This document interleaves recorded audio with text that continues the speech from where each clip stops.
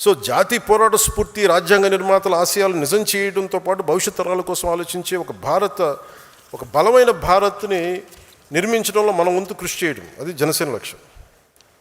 ఉదాహరణకి కర్ణాటకలో కాంగ్రెస్ ప్రభుత్వం ఉన్నా, ఇక్కడ ఎన్డీఏ ప్రభుత్వం ఉన్నా, రైతులు అటవీ ప్రాంత ప్రజలు ఏనుగులు దాడితో ఇబ్బందులు పడుతున్నారని తెలిసి కర్ణాటక ప్రభుత్వంతో చర్చించి కుంకి ఏనుగులు తీసుకురాగలిగామంటే, జనసేన మాట్లాడితే అది మనల్ని విభేదించే కాంగ్రెస్ నాయకులైనా చాలా సెన్సిబుల్గా మాట్లాడితే పంపిస్తారని అనటానికి ఈరోజు మనకి ఆ కుంకి ఏనుగులు ఇక్కడ తీసుకురావడం.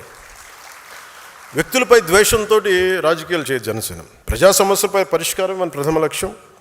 జనసేన 7 సిద్ధాంతాలని మదనం చేసి రూపొందించిన కొందరు జనసేన ఎందుకు కులాలు మతాల గురించి మాట్లాడుతుంది, మళ్ళీ కులాలకి అతీతమైన రాజకీయాలు అని అంటూ ఉంటారు.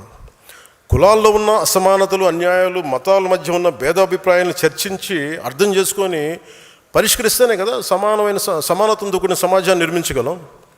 కేవలం ఒక కులాన్ని కావచ్చు, కొన్ని కులాలని కావచ్చు, ఒక మతాన్ని కావచ్చు, ఓట్ బ్యాంక్ చూసేవాళ్ళు ఈ విషయంపై దాటేస్తారు. నాకు ఆ భయం లేదు, నాకు మొహమాటం కూడా లేదు నాకు.